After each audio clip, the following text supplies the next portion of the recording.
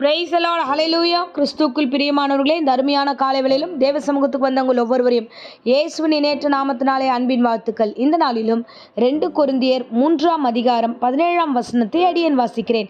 கர்த்தரே ஆவியானவர், கர்த்தருடைய ஆவி எங்கேயோ அங்கு விடுதலை உண்டு. ஆமென், ஹல்லேலூயா. பாருங்க, பவுல் எவ்வளவு அழகாய் சொல்லுகிறார்.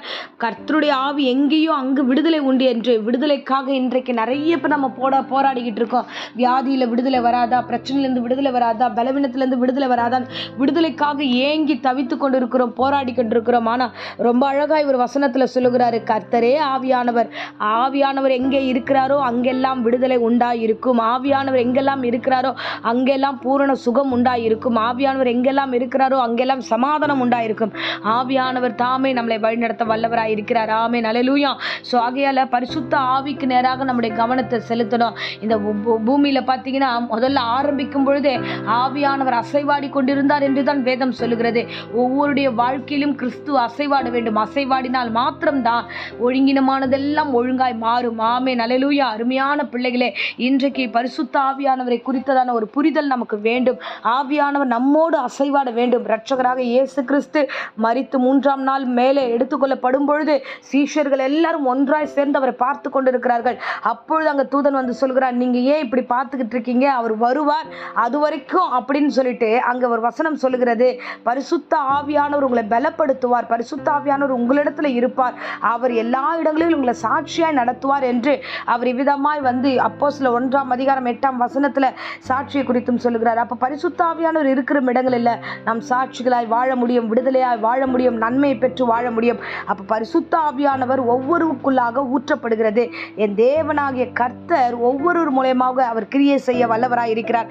இன்றைக்கு இந்த பிரசங்கத்தின் மூலமா ஆவியானவரே எனக்குள்ளாக பிரவேசிங்க, எனக்குள்ளாய் ஆண்டவரே நீர் கடந்து வாங்க, எனக்குள்ளாய் இருந்து ஆண்டவரே பெரிய காரியங்களை செய்யுங்கன்னு சொல்லி நீங்கள் தேவனிடத்தில் ஒப்பு கொடுக்கும் போது நிச்சயமாய் அவர் இறங்கி வருவார். ஆமென், ஹல்லேலூயா. இறங்கி வந்த தேவன் முதல் காரியம் அவர் என்ன தெரியுமா செய்கிறாரு, பாவத்திலிருந்து ஒரு மனிதனை விடுதலையாக்குகிறார். ஆமென், ஹல்லேலூயா.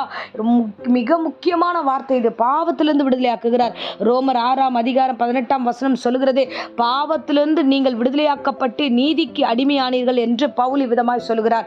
அப்போ நம்முடைய தேவனாகிய கர்த்தர் பாவத்திலிருந்து நமக்கு விடுதலை கட்டளையிடுகிறார். பாவிகளை ரட்சிக்க இயேசு கிறிஸ்து இந்த உலகத்துல வந்தது எவ்வளவு உண்மை என்று வேதம் நமக்கு கற்றுக் கொடுக்கிறதோ அந்த தேவன் நம்மளை விடுதலையாக்குகிற தேவனாய் இருக்கிறார். பாவ கட்டுகளிலிருந்து எல்லா விதமான பொல்லாத சிந்தனைகள், விபச்சார எண்ணங்கள், பொய்கள், திருட்டு, தேவையற்ற குழப்பத்தின் ஆவிகள், விரோதங்கள், கோபங்கள் எல்லாவற்றையும் அந்த ஆவி வந்து அசுத்த ஆவியினால கட்டப்பட்டவர்களை கர்த்தருடைய ஆவியானவர் வந்து அந்த எல்லா காரியத்திலிருந்து விடுதலையாக்க அவர் வல்லமுள்ள தேவனாய் இருக்கிறார். அதுதான் கலாத்தியரில் நம்ம வாசிக்கிறோம். சோ மாம்சத்தின் ஆவி, எல்லா ஆவிகளும் பாவத்திற்கு உட்பட்டதா இருக்கிறது. ஆனா பரிசுத்த ஆவியானவரோ அந்த மாம்சத்தின் ஆவிகளை அவர் அழித்து ஆவியானவர் தாமே நமக்கு ஜெயம் தர வல்லவராய் இருக்கிறார். ஆமென். இந்த வேளையில யாராகிலும் ஆண்டவரே இந்த பாவத்துல எனக்கு விடுதலை வராதா, இந்த நினைவிலிருந்து எனக்கு விடுதலை வராதா என்று போராடி கொண்டிருந்தா இன்றே கர்த்தரை நோக்கி ஆண்டவரை நோக்கி, ஆண்டவரே ஆவியானவர் எனக்குள்ளாக வாங்க என்று சொல்லும்போது பரிசுத்த ஆவியானவர் இந்த பிரசங்கத்தின் மூலமாய் ஒவ்வொருடைய பாவத்தின் கட்டுகளை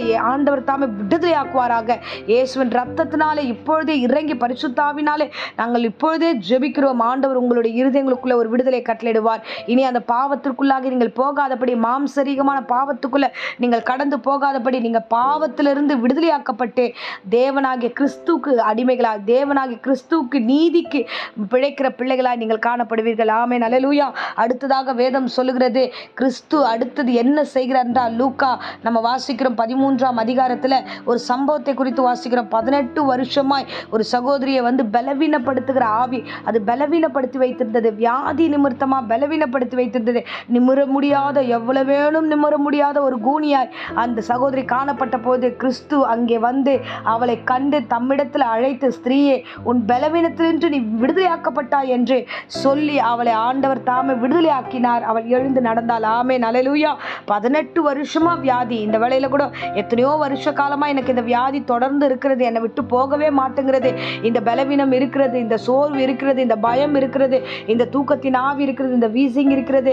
ஸோ எதை குறித்து நீ பலவீனப்பட்டு உங்களை ஒடுக்குகிறதோ, உங்கள் சரீரத்தை ஒடுக்குகிறதோ அந்த ஆவியை கிறிஸ்து தாமே இன்றைக்கு கடந்து வந்து பரிசுத்த ஆவியானவர் உங்களை விடுதலையாக்க அவர் வல்லமுள்ள தேவனாய் இருக்கிறார். ஆமே, நீ விடுதலையாக்கப்பட்டா என்று கிறிஸ்து அந்த இடத்துல அழகாய் சொல்லுகிறார். ஆமே, ஹல்லேலூயா.